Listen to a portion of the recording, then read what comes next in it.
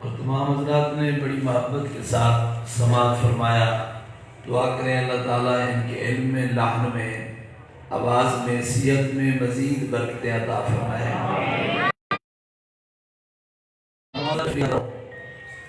تو کچھ ایسے بھی ساتھی ہیں جو بڑی دور سے تشریف لائے ہیں، اور یہ ہماری مسجد کا الحمدللہ حسین بھرا ہوا ہے۔ یہ نہ سمجھنا کہ یہ شہر شجاباد کے آئے ہوئے ہیں، یوں سمجھے ایسے جو جلال پور پیر والا کی تحصیل سے بھی تشریف لائے ہیں اور دریا سے بھی آئے ہوئے ہیں۔ جتنے بھی ساتھی جتنا دور سے تشریف لائے ہیں، اللہ تعالیٰ سب کو قدم قدم پر برکتیں اور رحمتیں عطا فرمائے۔ نمازی اور میں تمام حضرات کا شکریہ ادا کرتا ہوں، بالخصوص اس مسجد کے نمازیوں کا، انتظامیہ کا، جو الحمدللہ بڑی محبت سے تشریف فرما ہے، اور ملک غلام حسین صاحب کی بڑی ہمت ہے جو اتنی دیر بیٹھے تری ہیں، ورنہ یہ تو کہیں آتے بھی نہیں ہیں۔ میرا دل کرتا ہے آپ کے ذوق کو دیکھ کر کہ ایک حدیث میں بھی سنا دوں، صرف ایک حدیث۔ سبحان اللہ آپ نے بہت فرمایا ہے، زیادہ کہنے کی ضرورت نہیں، گلے نہ بیٹھتے ہیں، پورا مہینہ آپ نے سبحان اللہ کہنا ہے۔ تو اعلان بھی ایک کرتا ہوں اور ایک حدیث سنا کے میرے بھائی جو ہے الحمدللہ سب میرے بھائی ہوئے ہیں، اور ہم سب سے پہلے آئے ہیں اور سب سے آخر میں جائیں گے، اور ہمارا بھی تو حق بنتا ہے نا ایک نعت ہم بھی پڑھ لیں۔ تو میرے بھائی جو ہے وہ آخر میں نعت شریف سنائیں گے، صلاۃ والسلام، اور اس کے بعد ختم شریف اور دعا کے بعد فوراً ہی بعد انشاءاللہ باجماعت نماز پڑھیں گے۔ آپ صرف سنت پڑھیں گے، سنت کے بعد انشاءاللہ جماعت ہو جائے گی۔ لنگر تو ویسے آپ کو پتہ ہے وہ شاپروں میں ملتا ہے، وہ جاتے بھی جاؤ گے اور لنگر بھی لیتے جاؤ گے۔ منورہ مسجد کا لنگر لوگ بڑی خوشی سے کھاتے ہیں، پلیٹوں میں دو تو مسجد میں کھانا پڑتا ہے، جو گھر لے جاتے ہیں وہ ماشاءاللہ ملا تو آج ہمیں بھی یاد رکھا انہوں نے۔ تو اب آپ اسی وقار اعلان سماعت فرمائیں، اس کے بعد ایک حدیث سنیں اور انشاءاللہ پھر اس کے بعد نعت شریف اور صلاۃ والسلام۔ اعلان یہ ہے کہ آپ حضرات کے علم میں ہے کہ نبی کریم صلی اللہ علیہ وآلہ وسلم کی ولادت باسعادت جمہور مورخین، محدثین، مفسرین کے قول کے مطابق 12 ربیع الاول شریف صبح صادق کے وقت سرکار پیر کا دن تھا، حضور اس دنیا میں تشریف لائے۔ تو ہم جو حضور کے غلام ہیں، عشاقان مصطفیٰ جو جماعت اہل سنت سے تعلق رکھتے ہیں، وہ 12 ربیع الاول شریف کو حضور کی آمد کی خوشی میں جلوس نکالتے ہیں۔ جتنے بھی اہل سنت کے مراکز ہیں وہاں سے جلوس ہیں۔ تو آپ کی خدمت میں یاد ہے کہ اس مرتبہ کیونکہ جمعہ کا دن 12 ربیع الاول شریف ہے اور ہمارے لیے دو عیدیں ہیں، جمعہ کا دن بھی مسلمانوں کی عید کا دن ہے، اور ربیع الاول شریف کی 12 تو تمام عیدوں سے بڑی عید ہے۔ یہ دو عیدیں اکٹھی ہو گئی ہیں بحمداللہ۔ تو آپ حضرات نے دور سے دیکھ کر جلوس کو سلام نہیں کرنا، بلکہ جلوس کی قیادت بھی فرمانی ہے، ساتھ ساتھ چلنا بھی ہے، درود السلام کے نذرانے بھی پیش کرنے ہیں۔ اس مرتبہ تو زیادہ ضرورت ہے، میں اور لوگوں کی بات نہیں کرتا شادی ناراض ہو جائیں۔ فرانس میں جو گستاخانہ خاکے جو سرکار کی گستاخی کی گئی، اور اس وقت چونکہ احتجاج ہو رہے ہیں تمام ملکوں کے اندر، تو ہمارا بھی تو حق بنتا ہے نا، تو حضور کا صدقہ کھاتے ہیں، حضور کا صدقہ پیتے ہیں، ہماری عزت حضور کی وجہ سے ہیں، اور قبر حشر میں جس ذات کا سہارا ہم رکھے ہوئے ہیں وہ حضور کی ذات ہے۔ تو حضور کی محبت کا ثبوت دیتے ہوئے اس مرتبہ جلوس میں ہماری شرکت پہلے سے بہتر ہونی چاہیے، تاکہ غیر مسلموں کے دل میں یہ بات، ان پر یہ پیغام پہنچے، ان کے پاس، بالخصوص فرانس والوں کے پاس، کہ اس وقت بھی الحمدللہ مسلمانوں کے دل میں سب سے زیادہ اپنے آقا کی محبت ہے۔ مسلمان اپنی جان کا نذرانہ تو پیش کر سکتے ہیں، اپنی اولاد، اپنے مال کو تو قربان کر سکتے ہیں، مگر حضور کی گستاخی کو برداشت نہیں کر سکتے۔ تو اس مرتبہ آپ نے مہربانی فرمانی ہے، بالخصوص آپ دعا کریں۔ منورہ مسجد سے پہلے جلوس نکلتا تھا، ہم چھوٹے چھوٹے ہوتے تھے، حافظ محمد انور صاحب دعا کریں اللہ ان کو صحت دے. ان کی قیادت میں جلوس نکلتا تھا. ٹانگے ہوتے تھے, ٹانگے اس وقت چھوٹے چھوٹے بچے اس پر بیٹھے ہوتے تھے, پیچھے بینر لگا ہوتا تھا کہ یہ منورہ مسجد کا جلوس جا رہا ہے. سومیے قسمت کا جڑنا میں آیا وہ ایک ٹانگا ہی نہیں نکلتا, وہی بند تھی گئے. تو آپ حضرات کی خدمت میں آتے ہیں. ٹانگے تو پھر ویسے بھی ختم ہو گئے, اب تو وہ ٹریکٹر ہوتے ہیں یا دوسرے رکشے آ گئے ہیں. رکشے پہلے اور طرح کے ہوتے تھے, وہ گدے والے ہوتے تھے. رکشے بھی ماشاءاللہ نیا پاکستان ہے, رکشے بھی آیا. تو مہربانی فرمانا بے ضرورت نہیں تھی سواری کی. پیدل ہمارا جو جلوس آتا ہے مدرسہ کوٹلی جلیل سے, اس کی قیادت آپ نے ضرور فرمانی ہے. بہتر کے سامنے تو آپ ضرور موجود رہیں اور یہاں سے پھر آگے آپ ہماری قیادت فرمائیں. پچھلے سال یہ ہمارے خواجہ صاحب نے جلوس کا استقبال کیا تھا. صرف 2 باپ بیٹا تھے بس اس کے علاوہ ان کے ساتھ اور کوئی نہیں تھا. انہوں نے پھولوں کے ہار پہنائے تھے اور جلوس کا استقبال کیا تھا. 2 بندے استقبال کریں, اتنا بڑی جامع مسجد ہو, اتنے بڑے نمازی ہوں, تو یہ افسوس کی بات ہے. تو اس مرتبہ آپ نے اس طرح نہیں کرنا. حلوائی سویرے کھا میں دے جلوس کو نہیں کھا میں وہ حلوہ کھاتے اور رکو جو ہے جلوس دے وچ شرکت کرنی ہے. جلوس دے وقت کم از کم اتنا ضرور فرمے سو جتنے سارے نمازی ہوئے اتھو سارے جلوس دی قیادت. اور انشاءاللہ العزیز جلوس چونکہ اس وقت اس مرتبہ جلدی ختم ہوگا, جمعہ سب نے ادا کرنا ہوگا. تو جمعہ جو ہمارا بائی پاس میں مدرسہ ہے وہاں پر جمعہ نہیں تھا. یہ 12 ربیع الاول شریف کی برکت سے ہم جمعے کا بھی افتتاح کر رہے ہیں. تو آپ حضرات کو جمعہ کی بھی دعوت ہے, جلوس کی دعوت بھی ہے اور جمعہ کی دعوت بھی ہے. لیکن جمعہ بھی ہمارے اہم جو اعلان ہے وہ یہ ہے کہ جمعہ کی نماز کے فوراً بعد انشاءاللہ العزیز یہ ہمارا جو بائی پاس کے قریب مدرسہ ہے وہاں پر مہمان قرہ حضرات جو کہ مصر سے تشریف لا رہے ہیں ان کی تلاوتیں ہوں گی جمعے کی نماز کے فوراً بعد. 3 بجے سے لے کر 4 بجے تک انشاءاللہ ان کی تلاوتیں ہوں گی. تمام حضرات کی خدمت میں عرض ہے جلوس کی قیادت بھی فرمائیں, جمعہ میں بھی شرکت فرمائیں اور ساتھ ساتھ مہمان قاریوں کی تلاوتیں بھی بابرکت دن ضرور سنیں. اللہ کریم کی سچی محبت عطا فرمائے. جو اعلان آپ نے سن لیا, امید ہے کہ آپ میری دعوت کو قبول فرمائیں گے. اور تمام حضرات دعا فرمائیں اللہ تعالیٰ اس میلاد شریف کی برکتوں سے ہم سب کو مالا مال فرمائے. جن حضرات نے جتنا بھی تعاون فرمایا اللہ سب کی کوشش محنت کاوش اپنی بارگاہ میں قبول فرمائے. حدیث پاک سماعت فرمائیں.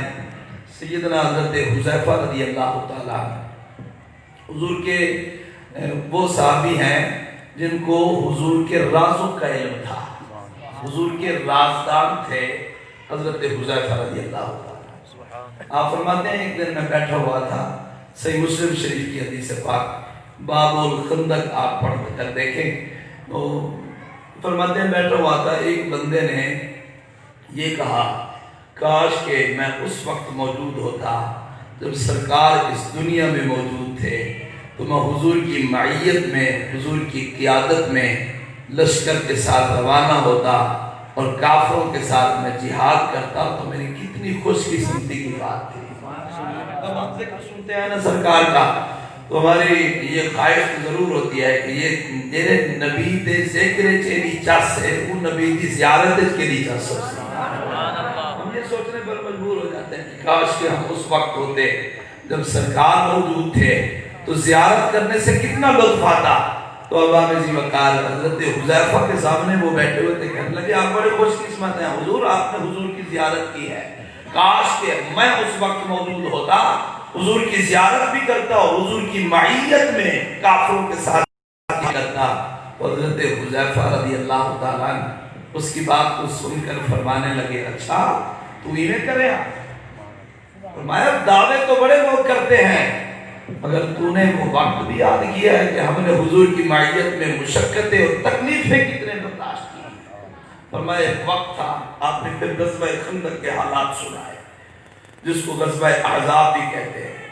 فرمایا غزوہ خندق کے موقع پر یہ وہ غزوہ تھا جب سرکار دو عالم صلی اللہ علیہ وآلہ وسلم کے صحابہ کرام جو تھے وہ خندق کھودنے میں مصروف تھے. حضرت سلمان فارسی رضی اللہ تعالیٰ عنہ کے مشورے سے خندق کھودی گئی. 3000 صحابہ کرام یہ خندق کھود رہے تھے اور سرکار دو عالم صلی اللہ علیہ وسلم بھی ان کے ساتھ شریک تھے خندق کھودنے میں. اور بھوک کا یہ عالم تھا کہ پیٹ پر پتھر باندھے ہوئے تھے.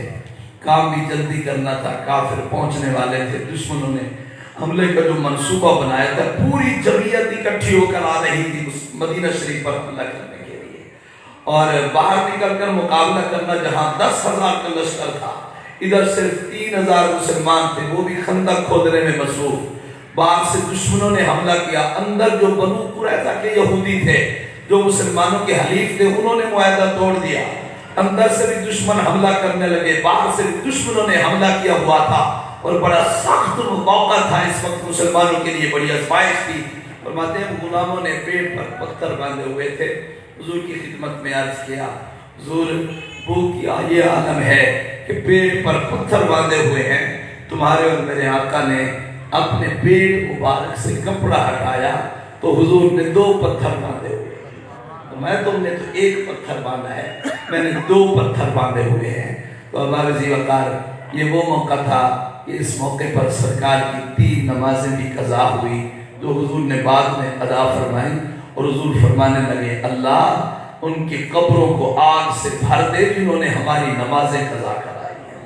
تو اللہ رضی وقار حضرت حذیفہ رضی اللہ تعالیٰ آپ اس کو فرمانے لگے، وہ خواہش تولی کرے گا بیٹے ذرا سالی حالات نہیں سوچ سکے بس وقت کی میں گزارے.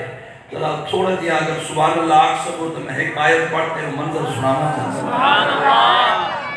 یا ایھا الذین آمنوا اذکروا نعمت اللہ علیکم اذ جاءتکم جنود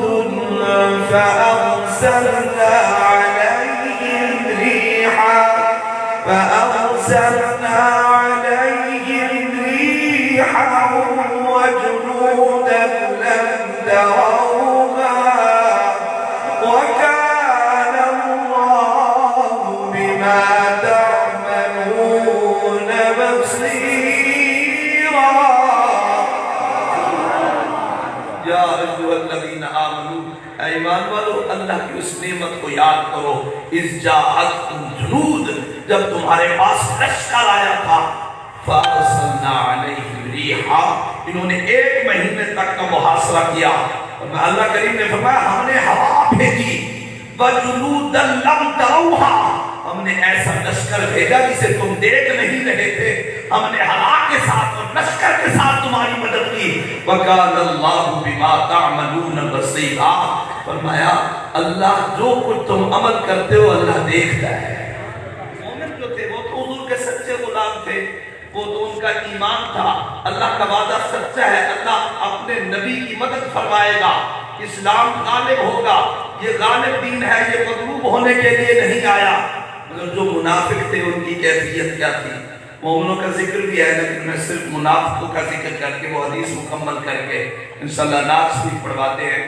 وہ منافقوں کا رویہ اس وقت کیا تھا؟ غزوہ خندق کے موقع پر پڑھ دوں قرآن. اللہ وَإِذْ يَقُولُ الْمُنَافِقُونَ وَالَّذِينَ فِي قُلُوبِهِم مَّرَضٌ مَّا وَعَدَنَا اللَّهُ وَرَسُولُهُ إِلَّا غُرُورًا. میں جب منافق کہہ رہے تھے وَالَّذِينَ فِي قُلُوبِهِم مَّرَضٌ، جن کے دلوں میں بیماری تھی، اگرچہ وہ مسلمانوں کے ساتھ ملے ہوئے تھے لیکن کیفیت کیا تھی؟ کہتے تھے اللہ اور اس کے رسول نے ہمارے ساتھ دھوکے کا وعدہ کیا تھا، دھوکا کیا تھا. کیا کہتے تھے؟ وہ یثرب والو، یا اہل یثرب لا مقام لکم، اور والی جا کوئی نہیں رہن دی اور نہیں رہ سکتے. اندرو بارو دشمن کا حملہ ہے، فارجعو، بس تو نکلو جان بچاؤ. اللہ کریم نے فرمایا وَيَسْتَأْذِنُ فَرِيقٌ مِّنْهُمُ النَّبِيَّ، اور ان میں سے کچھ لوگ نبی سے چھٹی لیتے تھے، حضور ہمیں اجازت دے دو. کیا کہتے تھے؟ يَقُولُونَ إِنَّ بُيُوتَنَا عَوْرَةٌ وما بعورة إن يريدون إلا فرارا. چھٹی دے دو، ہمارے گھر کل اکیلے ہیں، دشمن حملہ نہ کر دے، بیوی بچے گھر میں اکیلے، حضور چھٹی دے دے. اللہ کریم فرماتا ہے وما ہی بعورة، گھر کلے کنان بہانے بڑے کھڑے ہیں. ان یریدون الا فرارا، مقصد ہے بس بچو، جان بچاؤ. ہم اس سے بچ دے، اندر سے بھی دشمن کا حملہ، باہر سے بھی دشمن کا حملہ. اللہ کریم نے فرمایا وہ وقت یاد کرو جب تمہیں جان کی فکر تھی، میں نے اس وقت فرشتے بھیج کر تمہاری مدد فرمائی. حضرت حذیفہ یہ حالات سنا کر فرمانے لگے سخت سردی کا موسم تھا اور صحابہ کرام کے پاس پہننے کے لیے کپڑے بھی نہیں تھے، اور حضور نے اعلان کر دیا، فرمایا آج کوئی ہے، رات کا وقت تھا، کوئی ہے تو دشمنوں کے حالات کو دیکھ کر آئے، مجھے بتائے، اور میں وعدہ کرتا ہوں اللہ قیامت کے دن جنت میں اس کو میری رفاقت عطا فرمائے. حضور نے اعلان کیا، فرمایا کسی صحابی میں یہ ہمت نہ ہوئی حضور کے اس حکم کا جواب دے. سخت سردی تھی، باہر سردی زیادہ لگتی تھی اور کپڑا بھی نہیں تھا پہننے کے لیے، اور سب کے سب خاموش بیٹھے رہے. حضور نے دوسری مرتبہ اعلان کیا ہے کوئی بندہ تو دشمنوں کے خیمے میں جائے اور ان کے حالات دیکھ کر مجھے بتائے، میں وعدہ کرتا ہوں اللہ جنت میں اس کو میری رفاقت عطا فرمائے. اور میں پھر بھی کوئی نہ اٹھا، سب بیٹھے رہے. جو جہاں بیٹھا تھا وہیں خاموش بیٹھا رہا. کسی میں ہمت نہ ہوئی کہ حضور کی بات پر لبیک کہے. حضور نے تیسری مرتبہ اعلان کیا، فرمایا ہے کوئی میرا غلام جو دشمنوں کے خیموں میں جا کر ان کے حالات دیکھے وہ کیسی تیاری کر رہے ہیں اور مجھے آ کر بتائے، میں ضمانت دیتا ہوں کہ جنت میں اللہ اس کو میری رفاقت نصیب فرمائے گا. تیسری مرتبہ حضور نے اعلان فرمایا. حضرت حذیفہ فرماتے ہیں کسی میں ہمت نہ ہوئی حضور کی بات پر جواب دے، لبیک کہے. میں جب کوئی نہ بولا تو حضور نے فرمایا حذیفہ کہاں ہے؟ فرمایا جب میرا نام آیا تو مجھے کھڑا ہونا پڑا، میں سردی سے کانپ رہا تھا، فوراً کھڑا ہو گیا. حضور غلام حاضر ہے. فرمایا حذیفہ جا دشمنوں کے خیمے میں دیکھ کر آ دشمن کیسی تیاری کر رہے ہیں، اور حذیفہ خیال رکھنا دشمنوں کو میرے خلاف بھڑکا کے نہیں آنا، میرے خلاف غضب دے کر غصہ دے کر نہیں آنا، خیال رکھنا. حضرت حذیفہ کہتے ہیں جب حضور نے میرا نام لے لیا پھر کہاں ہمت تھی بیٹھنے کی، میں کھڑا ہو گیا. اب حضور کا حکم تھا، میں جب باہر نکلا نا پہلے تو ڈرا ہوا تھا، سردی ہے کیسے جاؤں گا. فرماتے ہیں میں جب باہر نکلا نا تو ایسے محسوس ہوتا تھا جب ابھی حمام سے نکل کر آ رہا. گرمی تھی، سردی کا احساس بھی نہیں تھا. تو ابا بزی وقار حضرت علی پاک کے بارے میں تو مشہور حدیث پاک ہے نا، ضمن عرض کر رہا ہوں آپ سردیوں میں وہ باریک کپڑے پہنتے تھے اور گرمیوں میں آپ موٹے کپڑے پہنتے تھے. تو کسی نے پوچھ لیا حضور ہم تو پہن نہیں سکتے اتنا موٹے کپڑے، گرمیوں میں آپ کیسے پہن لیتے ہیں؟ اور میں ایک دن مجھے تکلیف تھی، سرکار تشریف لائے اور سینے پر ہاتھ رکھ کر حضور نے دعا کی اللہ علی سے گرمی بھی اور سردی بھی دور کر. حضور کی دعا کی برکت ہے نہ مجھے سردی لگتی ہے نہ گرمی لگتی ہے. حضرت حذیفہ کہتے ہیں میں جب باہر نکلا ایسے محسوس ہوتا تھا جیسے ابھی حمام سے نکلا ہوں. اور میں جب وہاں پہنچا نا دشمنوں کے خیمے میں نے دیکھا اس لشکر کا جو سردار تھا جناب ابو سفیان تھے، اس وقت کلمہ نہیں پڑا تھا، وہ آگ جلا کر اور اس سے گرمی حاصل کر رہے تھے. اور میں نے دور سے اپنی تیر کو نکالا اور نشانہ بنایا کہ اب نشانہ کرتا ہوں اور اس کو تو جہنم واصل کر دوں. مگر حضور کی بات یاد آئی، خیال رکھنا میرے خلاف کوئی غضب دے کر نہ آنا، غصے میں مبتلا نہ کرنا. اگر میں نشانہ کرتا تو پورا نشانے پہ لگتا. میں نے حضور کی اس بات کو سامنے رکھ کر حملہ نہ کیا اس پر. میں لشکر میں گھومتا رہا، اس میں خیموں میں دیکھتا رہا. فرماتے ہیں میں ان کے حالات کو دیکھ کر آیا، واپسی آیا، کوئی سردی کا احساس نہیں تھا، یوں محسوس ہو رہا تھا جیسے ہم سے نکل آئے ہوں. اب میں حضور کی بارگاہ میں پہنچا، میں نے عرض کیا حضور میں دشمنوں کو اس طرح دیکھ کر آیا ہوں، حضور ابو سفیان تو آج بچ گیا ہے، اگر آپ مجھے یہ بات نہ فرماتے تو آج اس کا کام ہو چکا تھا. کہتے ہیں جب تک باتیں سناتا رہا گرمی لگی رہی، جب بات سنا لی تو پھر سردی کا احساس ہوا. جسم میں کپکپاہٹ طاری ہو گئی. حضور نے مجھے دیکھا کہ میرا غلام کپکپاہٹ میں مبتلا ہے, سردی لگی ہوئی ہے. تو حضور نے اپنا کمبل مبارک اتارا جو پہنا ہوا تھا, فرمایا اے حذیفہ یہ پہن لے. حضرت حذیفہ کہتے میں نے تو اپنی قسمت پر ناز کیا. حذیفہ کتنا خوش قسمت ہے کہ تو آقا نے جو کمبل مبارک پہنا ہوا ہے جسے اوڑھ کر حضور نماز پڑھتے ہیں, آج تجھے وہ کمبل مل چکا ہے. کہتے ہیں میں نے اس کو اوڑھا اور اتنی مزے سے نیند کی, آج تک اس سے پہلے کبھی اتنا مزے سے نیند آئی. سبحان اللہ. صبح ہو گئی, سب غلام اٹھے, وضو کر کے جماعت ہونے لگی. میں سویا ہوا تھا, میں اپنی قسمت پہ ناز کر رہا تھا. حذیفہ آج تو حضور کا کمبل ملا ہے, جتنا مرضی ہے اس سے برکتیں حاصل کر لے. پھر یہ نعمت چلی گئی تو پھر واپس نہیں آئے گی, آج مزے سے نیند کر لے. کہتے ہیں جب سب نے وضو کر لیا نا, نماز کے لیے تیار ہو گئے, تو حضور نے میری طرف اشارہ کرتے آواز دے کر فرمائی یا نعمان, نعمان اے سونے والے, بہت سونے والے, اب تو اٹھ جا, اب تو اٹھ جا, نماز بھی ادا کر. باقی سنانے کا مقصد یہ تھا, میں باتیں تو بڑی کر رہے ہو کہ حضور کے دور میں ہوتا, اس وقت ہوتا تو بات بنتی. ایسے اسلام نہیں پھیلا, اسلام کے لیے تو بڑی قربانیاں دینی پڑی. تو ابا بسی بکار صحابہ کرام کا عقیدہ دیکھیں, حضور کے جس مبارک سے جو چیز مس ہو جاتی تھی اس سے کس طرح برکتیں حاصل کیا کرتے تھے. باتیں تو کہنا تو بہت کسی ہیں, اگر بندہ حضور کی عظمت کو بیان کرنا شروع کر دے ایک پہلو کو بھی بیان نہیں کر سکتا. حضور کا مقام, حضور کی رفعت, اور اللہ نے آپ کو اتنی بلندی عطا فرمائی ہے, زندگی تو ختم ہو سکتی ہے مگر حضور کا مقام ختم نہیں ہو سکتا. اس لیے تو شیخ سعدی رحمۃ اللہ علیہ اشعار پڑھ کر اپنی گفتگو کو یہی مکمل کر رہا ہوں.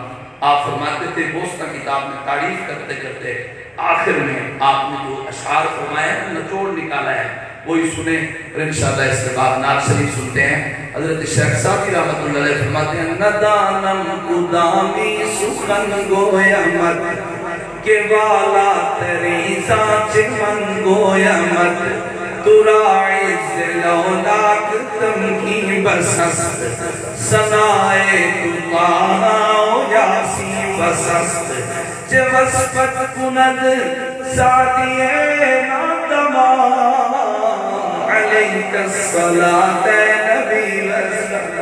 سبحان اللہ. صدقے دماغ بادی چوب تو سبحان اللہ. یہ جتی زور کے بے جالا مہاتا سبحان اللہ اچھا سبحان اللہ. سنا سنو میں جمعہ اچھ شریف بجنے ہونے کتا سنے سا اے جمعہ نا شامت آکھا ہے اچھ میں کا پیسا پیڑے سلی کر اگلا جمعہ درمیان میں چھٹی کوئی نہیں, بے پروگرام الحمدللہ ہی پر جوانا. میں انہوں ترجمہ نہیں کریں گا, حضرت چونکہ جلدی ہے, میں آدھا گھنٹہ ہی نہ کروں کیسٹ کی کمی, جو آدھا گھنٹہ بعد انشاءاللہ کو کوئی اجازت دینے ہیں. بغیر کھانا کھانے چلے گئے ہے تو صدر عبدالغفار سر کبرین کو سنجو روٹی پکوائیے کھوایا نہیں, لہذا کھانا کھاتے ویسے حضرت نماز پڑھ سکا کھانا ملسی سارے کو کٹھے. شیخ سعدی رحمت اللہ علیہ دے اشعار کا آخری نچوڑی ہوئے, فرمیدن میں کیا تعریف کر سکتا, بس گال مکینہ پیا حضور توالی ذات دے درود بھی ہوں, میں توالی ذات دے سلام بھی ہوں. اور آخر دے دعا پیا کرنا, اللہ کرے جرے بلے مرو خاتمہ ایمان تے تھی وے تے سامنے حضور دا چہرہ ہو. یہ دعا چنگی میں اور شیخ پڑھتا پیا دعائی آپ کو آوجن ترلے جا پڑھائے تو سبحان اللہ کھائے بیٹھے, آمین کھائے بیٹھے. اے سب زگومبت والے نظر آئے